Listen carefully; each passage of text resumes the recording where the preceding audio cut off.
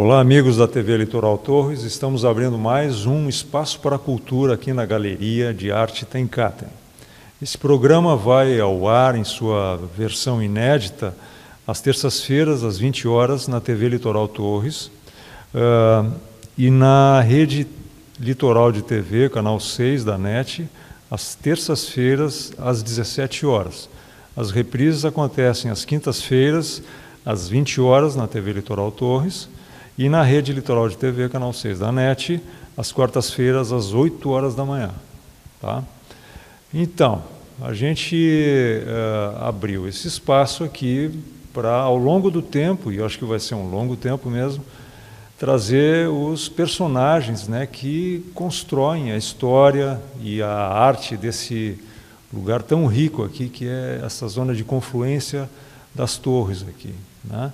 Não é só Torres, são vários municípios que tem em volta aqui e que tem muitos agentes culturais, muitas pessoas interessantes, com histórias interessantes, com fazeres interessantes, que vão ganhar espaço aqui para se manifestar dentro da sua regionalidade, da sua universalidade, do significado que suas obras, suas histórias têm para todas as pessoas, né?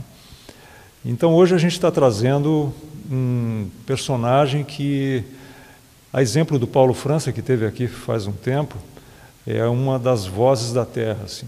É uma pessoa que, na sua fala, parece que emana o lugar falando, esse lugar falando, né?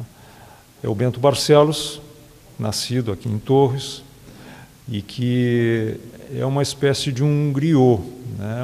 Uma espécie de guia dessa região aqui. Ele conta, é um cronista nato, uma pessoa que antes de lançar seus livros ele já era um cronista, né? Sempre buscando resgatar histórias curiosas, fatos históricos, referências geográficas, referências históricas dentro da geografia da região. Então eu quero apresentar a vocês aqui o Bento Barcelos, amigão, parceiro, uma pessoa que é muito legal vocês conhecerem um pouco mais a fundo hoje. Bento. Bom dia, Jorge. Bom dia, ouvintes da TV Litoral Torres, aos amigos da Tecna, Roberto e Lauro, né? Grandes pessoas, e a todas as pessoas que acompanham esse programa. Eu quero dizer que eu sou uma pessoa natural do Vale do Mampituba, para ser mais expressivo, e já com 70 anos de caminhada aí na região. Então, vi algumas coisas, né? Aprendi muito, li muitos livros da nossa região e conversei com os velhos, né? Conversando com eles, ouvindo as histórias dele, eu me tornei também um contador de história. Não tão bom quanto eles, é claro, né? Mas fui contando história ao longo da minha vida, as histórias que eu tinha ouvido e algumas outras que eu fui inventando, conhecendo, descobrindo, né? E hoje, portanto, eu, com incentivo dos amigos, né? Onde Jorge Herman é um dos parceiros, há muitos outros, eu resolvi escrever as histórias que eu contava, né?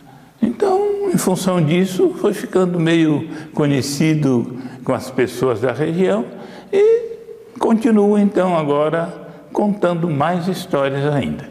Uma coisa que chama muita atenção na tua primeira publicação, que é o Vale do Mampituba, né, que foi lançado em 2018, né, na Feira do 17, na Feira do Livro aqui, é a forma como tu contextualizas, né, os eventos que aconteceram aqui na cidade dentro de uma conjuntura mundial, né? Tu começa com uma história muito remota, né, em outras paragens, e tu vem trazer a tua narrativa para o que acontece aqui. Como é que é essa tua visão? Isso é resultado das tuas leituras, enfim, mas tu sempre contextualizando dentro de um contexto mundial, de uma conjuntura mundial, não é? Olha, Jorge, eu desde criança, eu me considero, né, como está na introdução do livro ali, um jornaleiro e marisqueiro torrense. Então, eu, com volta dos meus 10 anos de idade, eu vendia jornais e entregava assinaturas, jornais da Causa Júnior, Correio do Povo, Folha da Tarde, né? Que eram jornais na frente da época, né? Tal a qualidade, tal a honestidade, né? E então eu fui aprendendo ali, porque eu li esses jornais, né? Eu pegava o jornal, não importava se era o de hoje ou de ontem, eu estava lendo qualquer coisa, e aí fui tendo uma visão um pouco diferenciada das pessoas, né? E aí eu escrevi um livro assim, eu não tinha um projeto de um livro, eu fui fazendo, né? E eu acho que aí mostrou um pouco de mim, né? Então saiu assim porque eu sou assim. Muita leitura. Muita leitura. Tu tens, Bento, tua origem é bem humilde, né? Eu sou, por exemplo, o meu pai morreu quebrando pedras ali em cima, né, para construir aquela primeira ponte que nós conhecemos, né, antes da duplicação ali na BR, na divisa Rio Grande do Sul, Santa Catarina. Morreu quando eu tinha 2 anos de idade. 2 anos de idade. Então, por aí se tem uma ideia. Ele era analfabeto, não tinha uma carteira assinada, não tinha nada, morreu e acabou-se. Faz um buraco, enterra e fica uma viúva cheia de filhotes, né?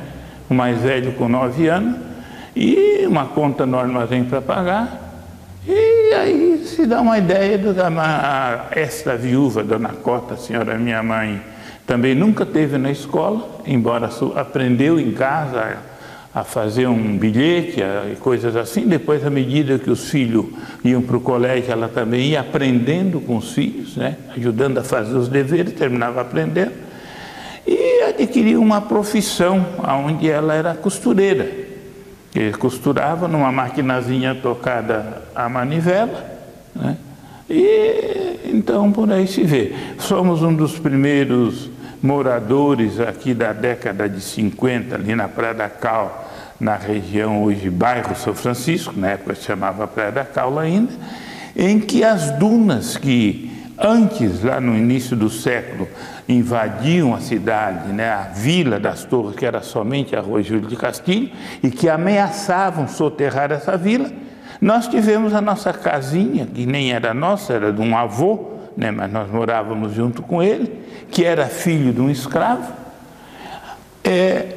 Perdemos a casa porque as areias passaram por cima. Então, além de todas essas dificuldades, aconteceu lá por volta de 1954, 55, ficamos sem ter onde morar.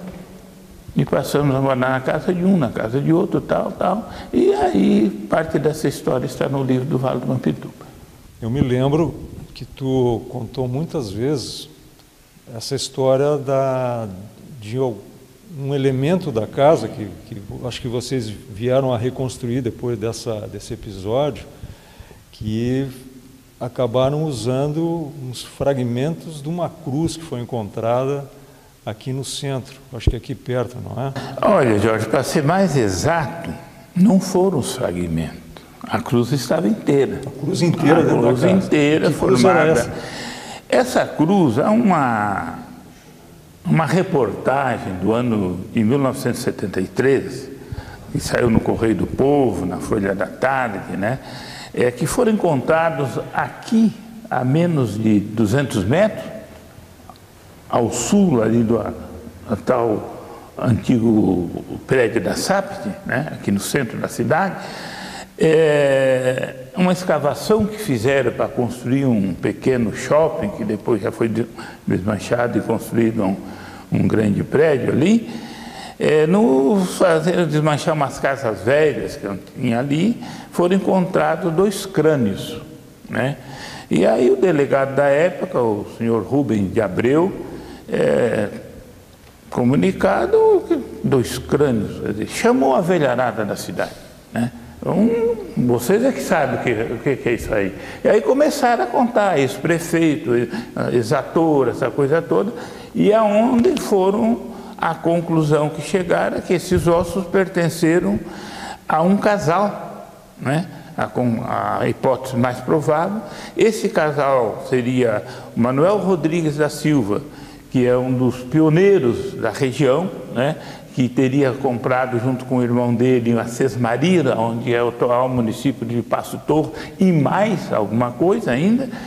E a mulher dele, a Cândida, que era a primeira pessoa que se tem notícia nascida da nova civilização, da civilização dita cristã, aqui na nossa cidade, que era filha do Manuel Alferes Ferreira Porto. Né? Então, esse casal possivelmente eram os crânios que estavam ali. Né? E ali, por que estavam ali? Essas pessoas, há uma informação de 1948 do livro do Raulino Reitz, o padre que foi pároco aqui na região de Sombrio, que é um homem da história, um botânico e tal coisa. Ele diz que Manuel Rodrigues da Silva foi quem construiu a Capela de Torres. Tem outras versões, né? Bom, e portanto estaria enterrado nesta capela. Por ele junto com a esposa. Eu digo o seguinte: eles não foram enterrados nessa capela, eles foram enterrados nas terras da capela, na parte mais nobre dela, que era ali. Dali tu via o todo da região praticamente, né? E o que acontece? Este casal, então, ficou a ideia que eles teriam sido enterrados na igreja, né? O próprio padre Raulino Reitz fala isso. E eles estavam enterrados ali, e sobre o túmulo deles ergueram uma cruz. Depois de encontrarem os crânios. Essa cruz, segundo os velhos, estava ali, né? Mas ninguém sabia que estava ali os corpos, né? Estava a cruz, e salve tua alma, numa madeira que acredito que era carvalho, né? E letras góticas, né? Bem grandes, salve tua alma, no braço da cruz. Essa cruz foi parar depois, posteriormente, no lado norte da igreja, conforme, né, nós estamos aqui neste livro, né? Aí o que acontece? Essa cruz posteriormente saiu dali, segundo os velhos e tal, e aí não sabiam bem notícia. Ao lado sul da igreja tinha uma casa antiga, que era a antiga casa canônica, construída segundo Ruschel em 1913. Essa casa, no período que o Ruschel frequentava junto com Paulo Bisol, que foi candidato a vice-presidente, que foi senador, que foi um homem de imprensa, né? E que ainda vive, né? O Paulo Bisol frequentavam a casa de Francisco Raup, Chico Raup, o homem do cartório, que era quase de frente onde tu está morando. Pois esse cidadão, a minha mãe trabalhava ali como doméstica. E como eu disse anteriormente, as areias haviam cobrido a nossa casa. Então nós não tínhamos onde morar. Estou me perdendo. A gente foi parar lá nas dunas de volta, mas aí onde é que tu vai chegar agora, então? Vou chegar aqui em função de nós ter perdido a casa lá. Chico Raup, lá no ano de 1958, junto possivelmente com Ruschel e Bisol, que eram as pessoas importantes, inclusive no meio da igreja aqui e tal, construíram uma casa canônica nova. Aquela estava caindo e tal, resolveram doar aquilo para a dona Cota retirar de lá e fazer uma casinha para morar. E dentro estava esta cruz. A cruz. Dentro da casa antiga, da casa canônica antiga. Então foi feita uma casinha, porque a casa era de material, tijolos desses tamanhos, e dentro estava essa cruz, e as paredes internas e assoalho de forro eram de tábuas. Então com essas tábuas foi feita uma casinha, a casinha de vocês. Em cima de um terreno de um veranista que emprestou para fazer a casa. E aí aquela cruz com madeira aquela cruz, o carpinteiro e tal, a madeira boa, cortou e fez E ficava o quê? No teu quarto ali? Ficava num quartinho que nós chamávamos o quartinho enfeitiçado. Quem dormia ali tinha alguns sonhos esquisitos. Né? Inclusive eu. Tá, e aí então, qual era a frase? Esquisito em outro lugar também, né? Mas acontece a frase que aparecia era aquela, salve tua alma. Salve tua alma, só que essas alturas já estava só salve tua, a alma já tinha ficado no outro pedaço, que foi para o outro lado. Né? Então essa cruz ficou lá por muito tempo, até que a casinha mudou de lugar uma vez, duas vezes e tal, e depois os cupim estavam comendo, alguém levou essa casa até para queimar, possivelmente, porque não dava para aproveitar grande coisa, e casualmente esse pau foi junto, e quando nós nos percebemos, a igreja tal, essa história de Torres, nunca mais encontramos. Bento, a dona Cota tinha quantos filhos, quantos irmãos tu tinha? Vivos, quando ela viuvou, 5 e um na barriga, que nasceu 20 dias após a viuvez. E ela teria tido 5 filhos pequenos, que morreram praticamente, né, nascendo e morrendo, coisa assim. Frutos da miséria. Frutos? Da miséria. Da miséria. Ô, Bento. E essa infância, né, do menino que ia lá para a venda para levar os produtos da mãe, para trocar por açúcar, por sal, para farinha. Isso aí justamente foi um segundo momento, digamos assim, um inverno muito difícil, né? Muito chuvoso, muito complicado. Então, nas pessoas de pouca renda, isso se multiplica por números grandes, né? Então, esse inverno não houve uma roupinha para remendar, para fazer um biscate mais. Então, Dona Cota fazia, os 2 irmãos, eu tinha um irmão mais velho que normalmente saía de casa, ia lá para o Capão da Canoas, lá trabalhar de servente em alguma obra, por volta dos seus 14 anos. E os outros 2, abaixo dele, que ficavam, que iam para a escola ainda e tudo. Então, um turno iam para a escola e no outro eles faziam uma trança de palha de milho, de palha de butiá, melhor, né? E depois, no fim do dia, a Dona Cota pegava aquela trança que um fez e o outro fez e dava 2 chapéuzinhos de palha desse tipo caipira.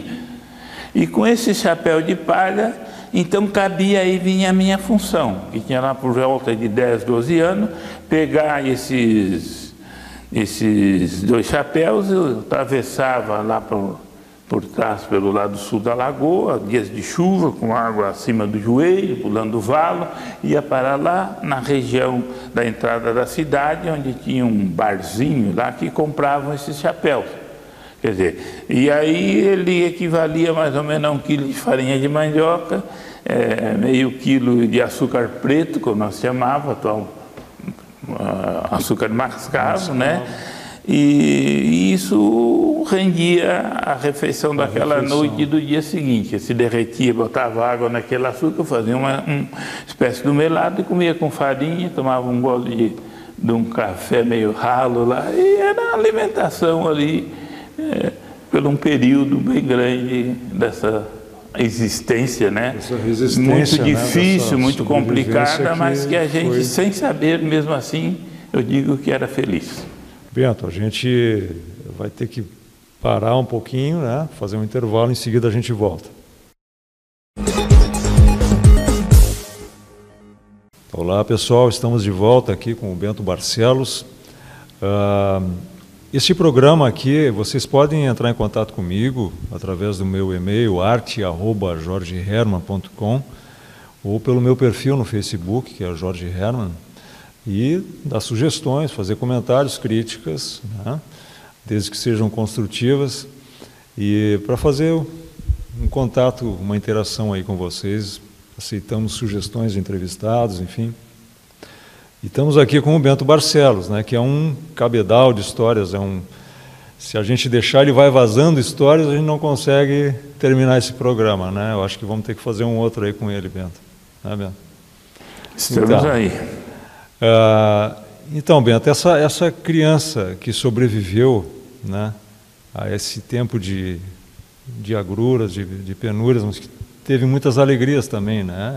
A alegria faz parte, né? E aí essa criança se torna adulta e vê essa cidade se transformar assim brutalmente, né? Mas as histórias, elas permanecem, né? As histórias vão construindo o imaginário das pessoas e vão sempre deixando uma aura muito bonita em todos os lugares, né? Elas nunca são esquecidas quando tem pessoas que representam elas e que vão trazendo, né, fazendo elas sobreviverem, mesmo que se transformando ao longo do tempo. Então, Bento, essas histórias, né, acabaram se materializando em 2 livros, né, que eu queria que tu a gente apresentar para o pessoal aqui, o Vale do Mampituba, que foi lançado em 2017, e o Rabiscando na Areia, lançado em 2018, ano passado, né, nas duas feiras do livro daqui de Porto Alegre. Né? Fala assim, ó, brevemente assim, sobre esses livros, depois a gente vai entrar em algumas histórias deles aqui. Aí, vamos ver, conta um pouquinho como é que foi a formatura deles. Olha, Jorge, o problema nasceu assim, eu nunca imaginei que ia escrever um livro. E acontece que através, mas enquanto eu escrevi uma crônica aí, publicar num jornalzinho aqui, no outro lado, desses nossos semanários locais, né? A Gazeta do Nelson Adams, teve aqui um jornal do Sombrio que publicou alguma coisa, um outro de Araranguá também, jornais que agora já não estão mais circulando, e aonde a gente, num dado momento, através de um conhecimento de um amigo aí que aparece, Paulo Tinho, um professor, né, que resolveu publicar numa página que ele tinha na internet, e posteriormente o saudoso amigo Luiz Gonzaga Inácio, né, que resolveu reunir essas crônicas e transformar num blog, né? Então os livros saíram em função principalmente desse saudoso amigo Luiz Gonzaga Inácio. Se não fosse ele em colocar as crônicas num blog no meu nome, os livros não teriam saído. Aí ele me incentivou também nas pesquisas, e quem fazia uma pesquisa mais técnica, né, com conhecimento que eu não tenho, por exemplo, eu me considero um curioso, né? E o meu irmão, João Barcelos da Silva, tinha uma certa técnica, né? E ele, quando se aposentou, veio morar de novo em Torres, ele começou a estudar a história da região. Aí ele faleceu, tinha parte que o Zaga também acompanhou, e um dia o Zaga me pegou, tinha parte num blog, o Zaga colocou tudo em papel, né, imprimiu e entregou na minha mão e disse: olha, termina o trabalho do teu irmão. Eu peguei aquilo, também não dei muita bola, mas comecei a ler umas coisinhas e outras, e é o começo do livro. E o Zaga acompanhou o tempo todo, até falecer. Ele não viu o livro pronto. Não viu o livro pronto. E teve colaboração de muita gente, né? Esse livro foi, digamos, produzido pela Débora Fernandes, né? E teve participação do Alexandre Cebola. Do Alexandre, do Jorge Herman, né? Do Adriano Daca, né? E diversas outras pessoas que colaboraram, pesquisadores de fora, como o Diderot Carlos Lopes, outros pessoal aqui de Torres, diversas pessoas são citadas na introdução do livro, né? E o livro, é claro, eu fiz um livrinho, tal, 30 pessoas vão ler, sei lá o quê, talvez nem leiam, né? Mas ele teve uma repercussão muito grande, né, Jorge? Ele teve um retorno, teve inclusive... Desculpa. Teve inclusive 2 professores, um da Universidade da USP, né, que veraneou em Torres e que fez um comentário na página dele, um blog, né, considerando um grande livro, né? Sim, Bento, assim, nesse aqui, no Vale do Mampituba, primeiro, tu aborda um pouco mais as questões históricas. Assim, sim, né? Ele é um livro Tu reporta, assim, eu me lembro que um dos capítulos que mais me marcou foi esses episódios envolvendo a Revolução Federalista, que em 93, eu acho que em 23 também. 1893, eu me peguei bem nela. Aqui. A Revolução Federalista, ela como um todo, na história geral, ela é meio evitada, né? Certos historiadores, olha, é uma página negra da história do Rio Grande do Sul, envolveu Santa Catarina e até o Paraná, Uruguai, em parte, né? Então, parece que eles evitam. E aqui em Torres, então, foi esquecida totalmente. Mas ela passou aqui com muita força, né? Passou com muita força. Eu li mais de 30 livros buscando subsídio, né? E o João, meu irmão, também tinha lido alguma coisa. E fomos parar em famílias aqui de Torres que viveram esta guerra, que fizeram esta guerra. e que não é contada praticamente em lugar nenhum. Que gozado, né, Bento? Uma coisa que foi esquecida, ela tem tanta força na Ficou realidade. na oralidade, né? E depois a gente começa a pegar fragmentos, né? Como esse próprio padre Raulino Reich, um homem que foi uma das figurinhas ali de uma das células do plano cruzado, né? Então é um homem que tem um respeito, um botânico, mas que escreveu um livro ali, A Paróquia do Sombrio, em 1948, e ele diz assim: certa madrugada, Manuel Rodrigues viu, quando seu pai foi tirado da cama, ali no Espigão Geral, a menos de 20, 30 quilômetros de Torre, e degolado. Este foi o ponto fundamental que fez essa partida. Vou citar alguma coisa que nem está no livro, mas que faz parte, porque existe em Torres uma lenda que parece que também é meio sufocada, que se diz a lenda do homem seco da Igreja Matriz de Torres, né? Bom, o que tem por trás disso? Nós já falamos que o padre teria dito que Manuel Rodrigues da Silva foi enterrado na igreja, junto com a esposa. Mas a lenda que nós falamos não é Manuel Rodrigues da Silva, é José Rodrigues da Silva, filho de Manuel Rodrigues da Silva. Tá? Esse homem foi apagado da história. Mas nós, com o auxílio da Bolívia Rodrigues, que é a bisneta dele, do Diderot Carlos Lopes, que é bisneto dele, e de João Marcelo da Silva, meu irmão, que também é bisneto dele, né? Se conseguiu trazer muitos fragmentos e encaixaram, o que nos dão a certeza desta verdade, não que ele está enterrado lá, mas que ele foi degolado de uma maneira muito cruel. Ele era um desafeto por quê? O que levou a esse... Aí nós não temos uma certeza absoluta. O problema é que ele era possivelmente um maragato.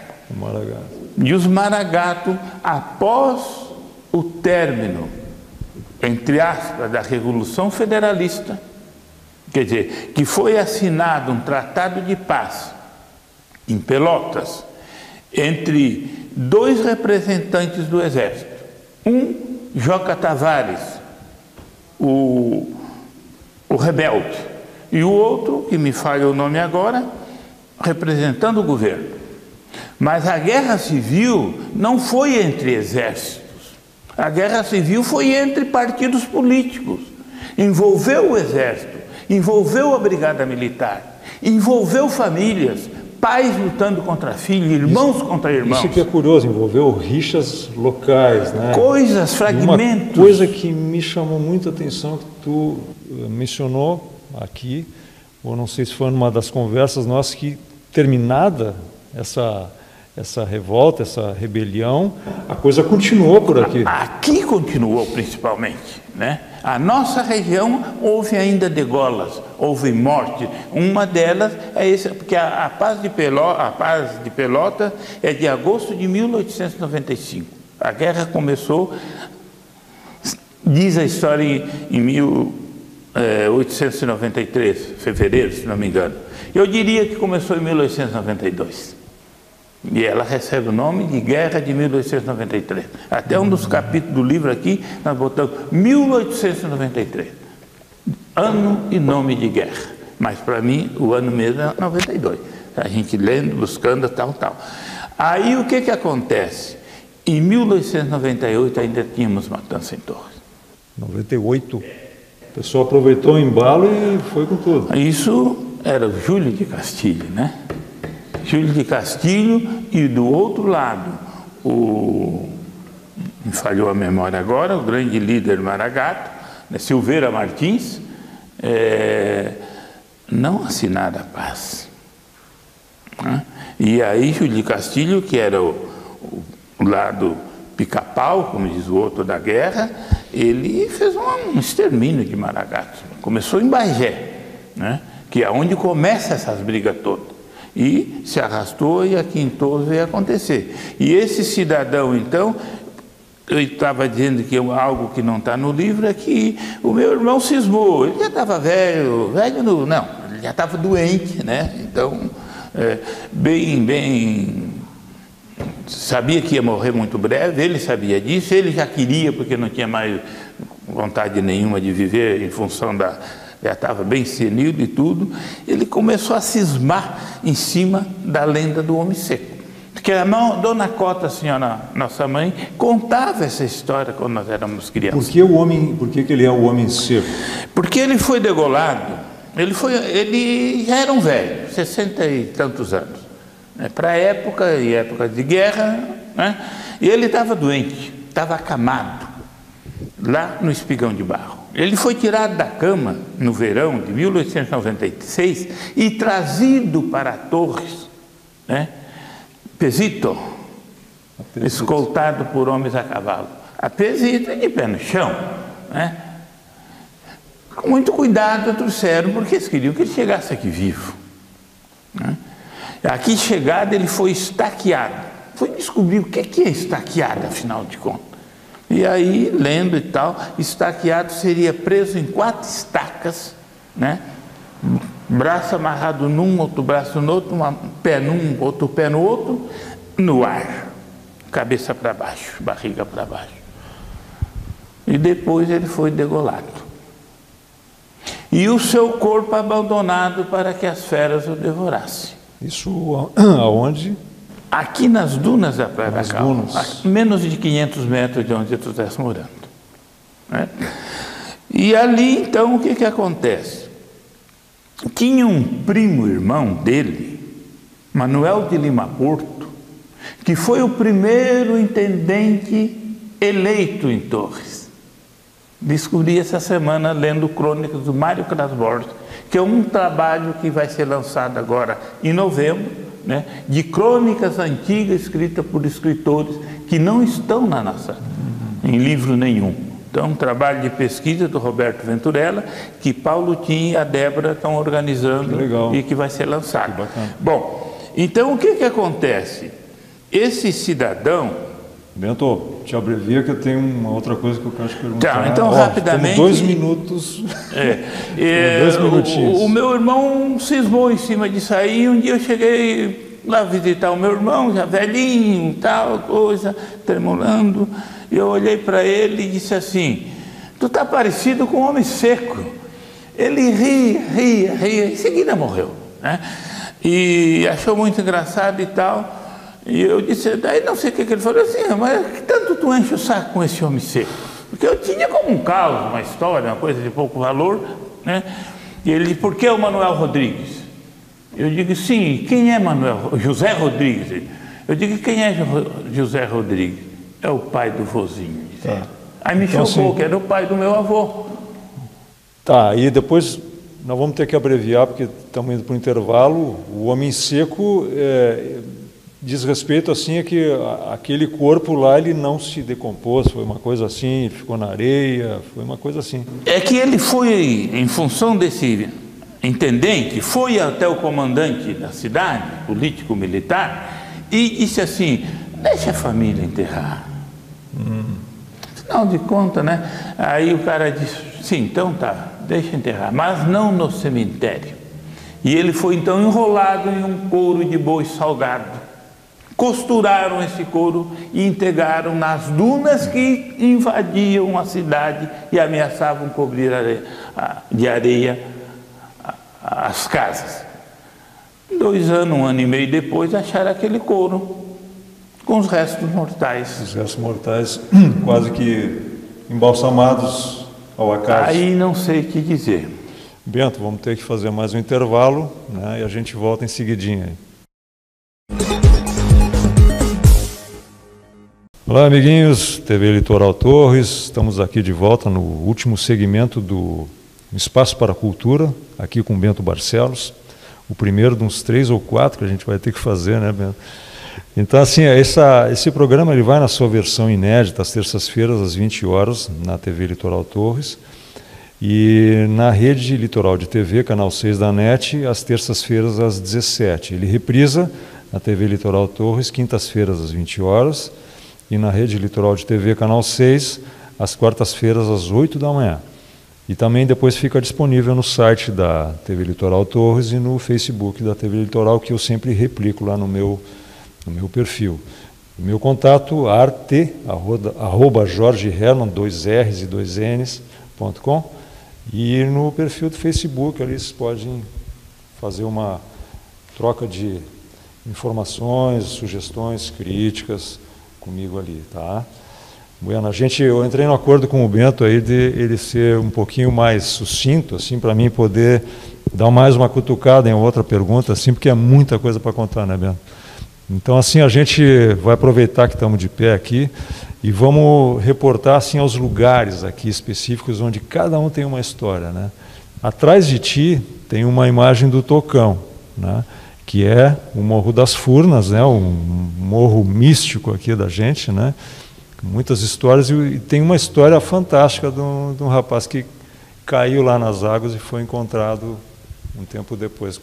Conta brevemente para nós como é que foi isso, Bento. Olha, Jorge, isso é a história de um menino pobre, né, que veio do interior, não conhecia bem o mar, e seus 14 anos de idade, isso aconteceu já há 50 anos atrás, ele está aí, vive e são para contar, repetir.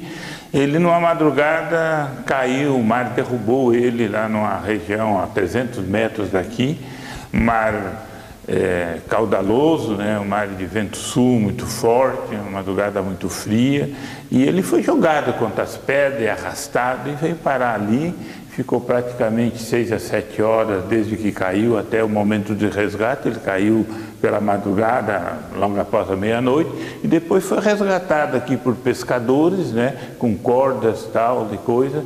A história dele está narrada aqui nesse livreto, né, a primeira história, onde a gente fala, e no falar da história dele se fala de uma outra história anterior que Ruschel conta, né? Então, quando li o Ruschel, eu me lembrei, mas nós temos uma outra história aqui, que é até mais nativa, né? O Ruschel fala de 2 argentinos, e essa do Ruschel também estava lá, presenciei quando foram o pessoal resgatado com um helicóptero que veio de Florianópolis. O nosso aqui não, foi ali gozados, pescadores, né? De uma maneira heróica e tal, um desce, terminando resgatando. Com corda no paredão ali. No paredão, né? Fantástico. E essa pera, estavam pescando o que era? Miraguaia? Miraguaia, né? A famosa pescaria de Miraguaia, muito comum na época, né? Naquele período se pegava muito miraguaia, um peixe de 30, 25 quilos na média, e uma miraguaia era com um leitão carneada, né? Era comida para diversos dias, vendia o filé e com o resto fazia um restinho. Era tanta fartura que o pessoal não dizia eu vou pescar, eu vou pegar uma miraguaia. Ele vinha com uma miraguaia. Mas não era, nesse período, né? Que eu pesquei um pouco antes, nesse período eu já não pescava tanto. Né? E os pescadores antigos diziam, não dá mais peixe como antigamente. Isso já na década de 70. Na década de 70 já havia. Lá no fundo dessa imagem, a gente vê os molhos lá. Aí uma vez um homem veio te contar, ele veio fazer uma previsão do que estaria acontecendo dentro de uns 30, 40 anos. O que ele contou para ti? Nessa época eu tinha 16 anos, então mas já faz mais de 50 anos. Então, esse cidadão João Torres era um malariano, um pescador nato, né? Malariano, explica rapidamente o que é o malariano. Malariano era o pessoal que veio há quase 80 anos atrás combater a malária, né? Porque isso aqui era uma região insalubre, doentia, né? E então o mosquito da malária fazia festa, né? Então esse pessoal era um pessoal, uma brigada, digamos assim, né? Um pessoal fardado com equipamentos, né? E que fazia esse combate, né? E todo malariano praticamente era um pescador de Miraguaia. A maioria deles morava aqui na região da Praia da Calguarita, né? E então todos os pescadores de Miraguaia. E o que eles vieram para cá? Quase 80 anos. Bom, esse cidadão, um dia que ele saía do trabalho dele, ia passando ali por trás do morro, e eu estava lá catando marisco. Aí ele me chamou e disse, Bento, aí onde tu está tirando marisco, eu não vou ver, mas tu vai ver os carros passarem por aí. Eu digo, mas por quê? Isso é porque vão fixar a barra do Mampitu, e isso vai aterrar essas pedras tudo. Aí eu digo, tá, tudo bem. Né? Um homem, ele já tinha os seus 60 por aí, né? Eu com 16 anos no máximo. Ah, mas também esqueci aquilo, né? Uns 20, 30 anos depois eu comecei a notar, mas que ousado, esse paredão está diferente, as pedras, o que está acontecendo? Aí me veio aquilo. 30 anos atrás o seu João Torres, que já partiu essas alturas, tinha falado isso. Aí levei mais uns 10, 15 anos para entender como é que ele, né? Aí um dia eu digo, já sei, é que a barra era móvel, né? Então quando a barra estava mais ao norte, chegava aí até 4 quilômetros, se não me engano, afundava os pesqueiros. E quando raramente ela abria aqui, que dava uma enchente e tal, e o pessoal mesmo lá ajudava com o valinho, aí abria e começava a aterrar. Então no momento que fica, só aterrar. Foi o assoreamento, que ele ainda está acontecendo. Está acontecendo, né? E já tem dias ali que, claro que às vezes dá uma ressacada de sul muito forte, 1, 2, 3, como já aconteceu, dá uma cavocada, mas ela dura pouco tempo. E aí, assim, a Miragói, que é um peixe grande, ela já não chega mais nessas beiradas aqui. Eu acho que um pouco, não sei se ainda existe, porque a pescaria predatória é muito grande, Isso né? é trágico aqui, né, Bento? Mas de um modo geral, o nosso peixe, ele procura a parte mais funda, né? Onde se junta o alimento dele, né? E o que acontece? Agora a gente tem um coroão seco, quer dizer, o peixe não... Esse ano foi exceção, né? Deu algum peixe, deu muito peixe, deu algum marisco também, né? Então cavocou um pouco diferente, quebrou a regra. Mas a rotina vai voltar a todo momento, né? Mais que os nossos ventos predominantes são de nordeste, e o nordestão vem trazendo essa areia, né? Que desce barra rio abaixo, né? Acontecendo isso. E assim, falando na pesca, né, tem uma outra história que é de um cara que se viu em apuros lá no... essa história, infelizmente, nós escrevemos, mas nós vamos fazer uma segunda edição deste livro, Rabiscando na Areia, e acrescentar essa história. É um pescador, o Irê Cardoso, né? Filho de pescadores, ele depois foi salva-vida e brigadiano, né? E como pescador, como um salva-vida, era dos melhores, embora tenham os salva-vida aqui da região, eram todos muito bons, né? E o Irê teve uma trajetória, porque ele era, como amigo dele, como uma pessoa que eu tenho um carinho, um respeito muito grande, de que ele era meio malucão, né? Ele entrava no mar como quem, em qualquer mar, de qualquer jeito, né? E ele um dia, depois já brigadiano, ele inventou de fazer, em férias, né? Acompanhar os velhos, antigos parceiros de pesca, e foi num barco à procura. Ele queria pegar com ele mesmo um bom peixe para dar de presente para um amigo.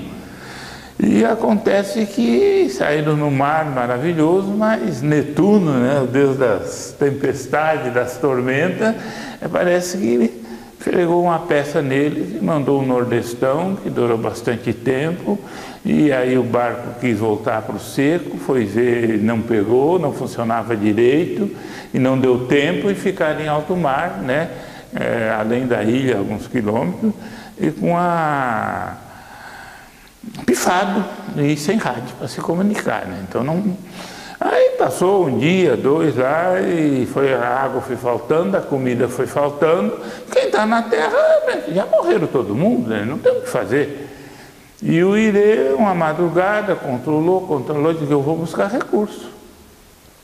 E numa madrugada, o capitão, lá o comandante do barco, tinha dado já uma orientação, né? Não queria saber de aventura, quanto mais forte a tempestade, mais rápido ela passa, em seguida passaria e viriam os recursos.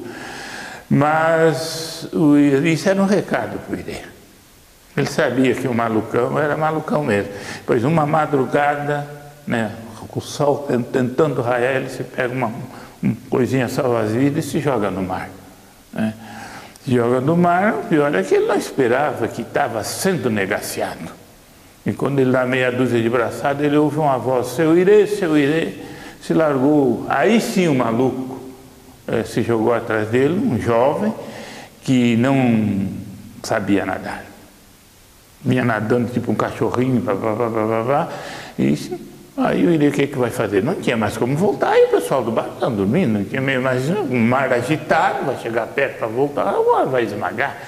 Aí teve que dar carona pro rapaz. Foram parar na Itapeva aqui. Foram parar, deu em torno de 25 quilômetros, segundo eu conversando com o Irê, e além do que trazendo para de volta, o outro de arrasto, né? No meio do caminho o outro quis largar e tal, e ele disse, não senhor, Nossa Senhora vai nos ajudar, dizer. E vieram parar ali, depois pegaram a carona numa carroça, depois num carro aqui, ele bateu lá, e foi lá onde estava o pessoal rezando, chorando, se lamentando, olhando para o mar, e chegou o Irê de automóvel pelo seco, né? Aí providenciaram um carro, um outro barco pesado que tinha ali, uma tripulação valente. Aí foram buscar os companheiros? Foram levar água e comida. Sabiam que não iam voltar também, enquanto o mar não voltar, não melhorasse, né?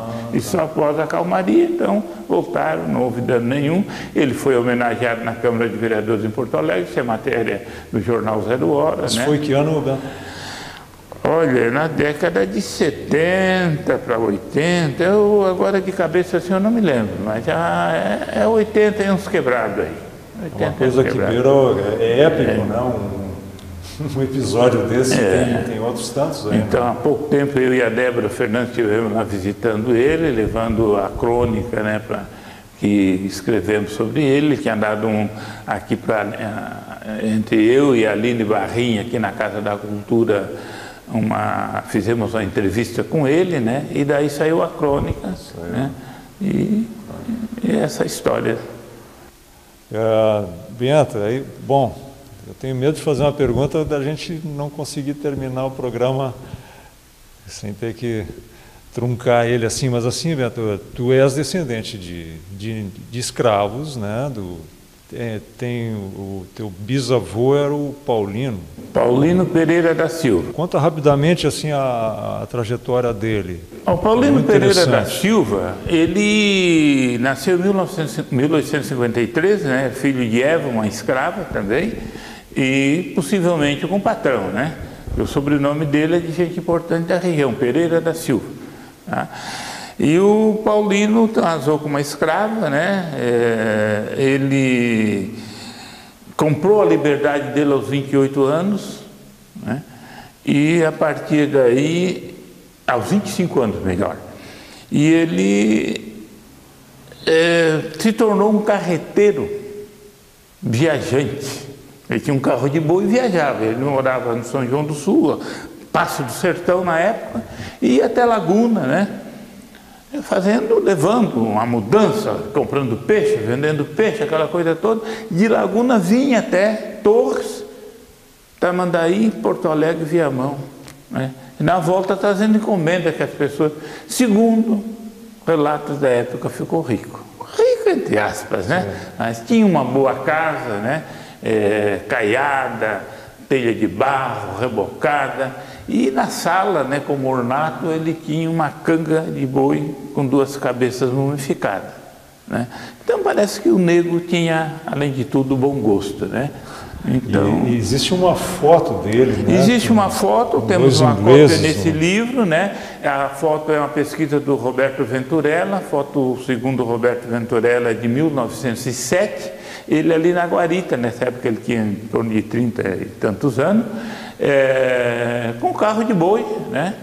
E o fundo aparece a guarita, e é onde no carro de boi tem 2 granfinos, né, das pessoas com minha borboleta. Possivelmente estava fazendo um trabalho de táxi, digamos assim. Seriam gente que desciam ali no Porto Estácio, né, e que para vir para a Torre dependia de um carro de boi ou coisa parecida para trazer os seus utensílios. Eu li em algum lugar, ouvi alguém falar que seriam engenheiros que estavam envolvidos naquele Não, frustrado acho que é um equívoco. Porto.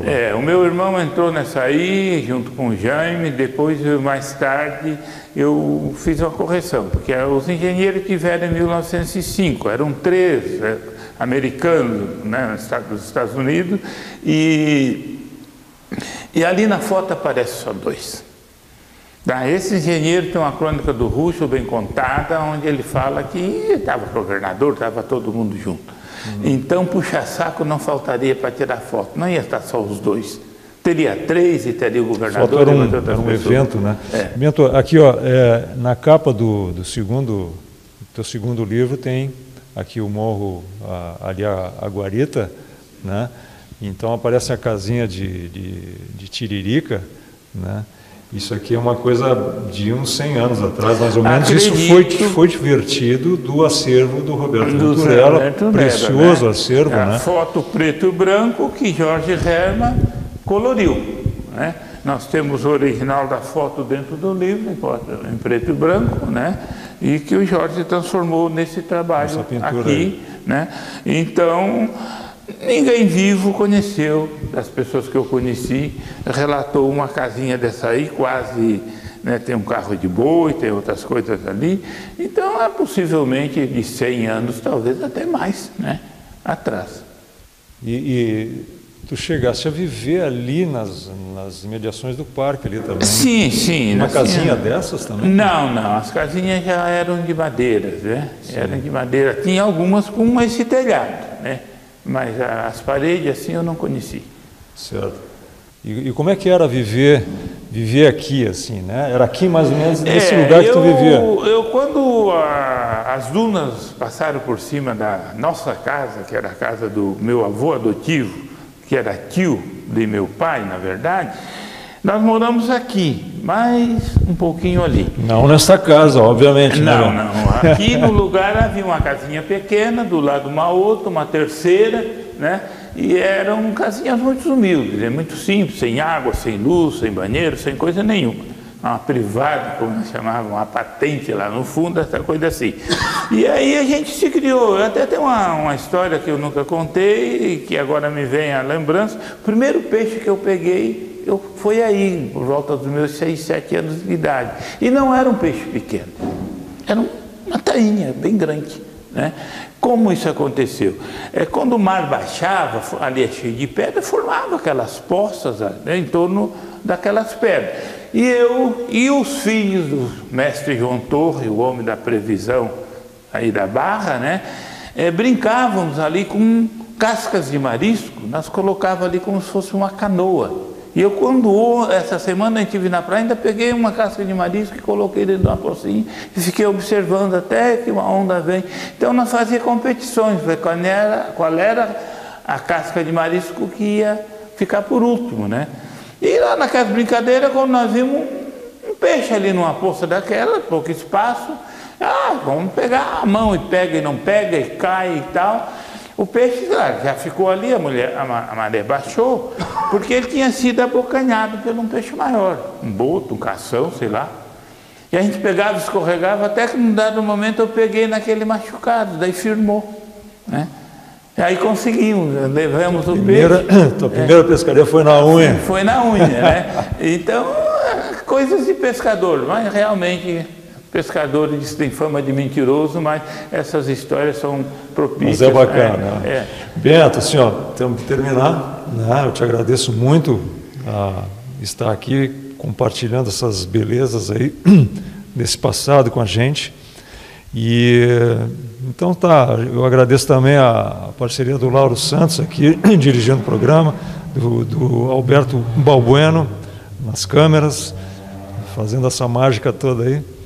E, enfim, vamos seguindo, né? No próximo programa vai ter mais um personagem aí muito curioso aqui.